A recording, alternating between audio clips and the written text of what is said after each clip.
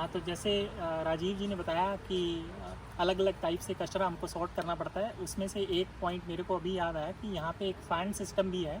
जैसे हम इंडिया में पेप्सी कोक की बोतल लेते हैं और उसको इधर उधर फेंक देते हैं, यहाँ पानी की भी बोतलें, यहाँ पे ऐसा सिस्टम नहीं है। यहाँ पे जब आप पानी या ऐसी कोक, पेप्सी, मिरिंडा की बोतलें लेते हैं तो उसको थोड़ा सा एक्स्ट्रा 0.25 यूरो 0.25 सेंट्स आपको एक्स्ट्रा देने पड़ते हैं। और जब आप उसको बॉटल को खाली हो जाए, जब आप यूज़ कर ले उसको, वापस जाके वहाँ पे एक मशीन है, उसमें जाके डाल के आप उसको रिटर्न करेंगे तो आपको वो 25 सेंट्स जो आपने एडिशनली पे किए होते हैं स्टार्टिंग में, वो आपको रिफ़ंड कर दिए जाते हैं। ताकि ये इस तरीके से ये रिसाइकलिंग का प्रोसेस है जर्मनी में बहुत अच्छे तरीके से मैनेज होता है।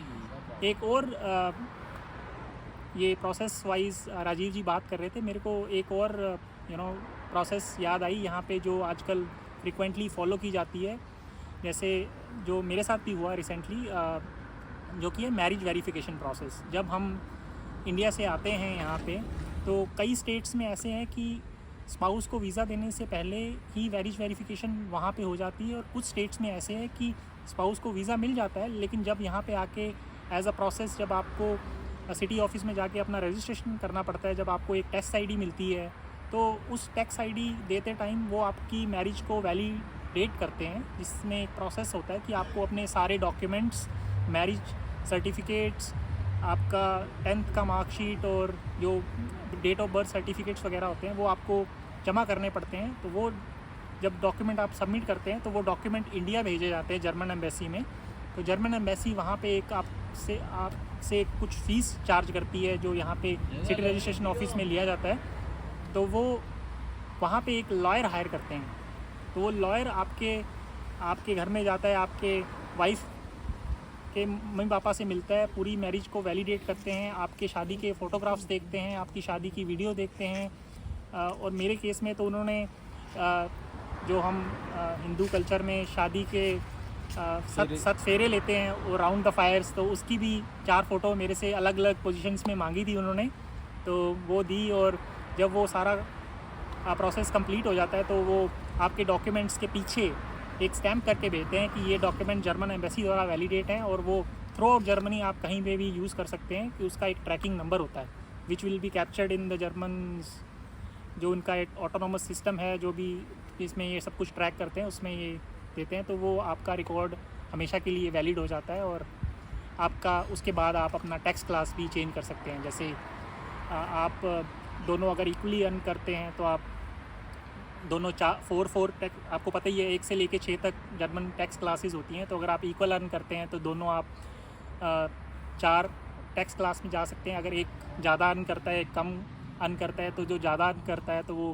क्लास 3 ले सकता है, और जो कम अर्न करता है तो क्लास 5 ले सकता है। तो इस तरीके से आप अपना टैक्स मैनेज कर सकते हैं और अगर कुछ पैसे सेव कर सकते हैं। अगर कोई शादीशुदा नहीं है तो उसका टैक्स ज़्यादा होता है। हाँ, उसको टैक्स अगर आप मिलता है। हाँ, उसको टैक्स क्लास 1 मिलती है। अगर आप शादीशुदा नहीं हैं, आप सिंगल हैं, तो आपकी टैक्स क्लास 1 रहती है।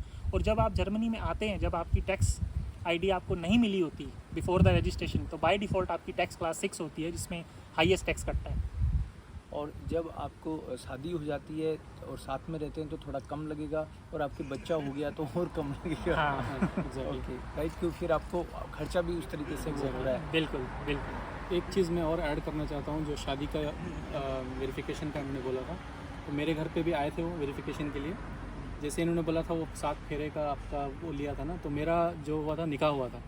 तो निकाह में उन्होंने ऐसे ये किया था कि जो जिन्होंने मेरा निकाह पढ़ाया था, काजी साहब जो थे, उनकी फ़ोटो और उनका आधार कार्ड और उनका वैलिड आईडी प्रूफ जो भी था कि ये बंदा ठीक ऑथेंटिक है या नहीं, ये चेक किया था उन्होंने। और मेरे में प्रॉब्लम नहीं हुई थी, लेकिन मुझे डर ये था कि क्योंकि जिन्होंने मेरा निकाह पढ़ाया था वो एक्चुअली डिप्यूटी थे, जो एक्चुअल थे वो अपॉइंटेड, जो गवर्नमेंट से काजी अपॉइंट होता है, वो कहीं ट्रिप पे गए हुए थे, तो उन्होंने डिप्यूटी असाइन किया था। तो डिप्यूटी असाइन हम लोगों को ये डर था कि कहीं वो, क्योंकि वो वेरीफाई भी करते हैं ना ऑफिशियल, इनके पास ऑफिशियल ये नहीं है तो फिर उनका आईडी मैच करेंगे, जो ऑफिशियली रिकॉग्नाइज बंदा है नाम मैच नहीं कर रहा तो फिर मसला हो सकता था। लेकिन मेरे में वो स्किप हो गया। शायद आपको प्रॉब्लम हो सके, इसका भी ध्यान रखना। मेरे केस में भी जिस पंडित जी ने हमारे फेरे पढ़वाए थे, उनका आधार कार्ड, उनका एक अटेस्टेड एफिडेविट और उनकी एक फ़ोटो लगी थी जिसमें उन्होंने लॉयर के सामने ये डिक्लेयर किया था कि हमने इनकी शादी करवाई है, तो मेरे केस में भी वो Exactly. लगा था। वो स्टेटमेंट एक जो घर पे आते हैं वेरिफिकेशन में स्टेटमेंट भी लेते हैं, जैसे आपकी वाइफ है तो वाइफ से वो पूरा स्टेटमेंट लेंगे उनकी फैमिली के बारे में, जैसे उनके कितने भाई हैं, कितने बिल्कुल। बहन हैं और उन्होंने कितनी पढ़ाई की है, सब वो सारा स्टेटमेंट रिटर्न में लेंगे। तो ये थोड़ा प्रोसेस लंबा है, जैसे मेरे केस में 3 महीने लग गए, लेकिन कुछ लोगों को 6-7 महीने 8 महीने भी लग जाते हैं, तो depends on state to state, वो वेरी करता है। बिल्कुल।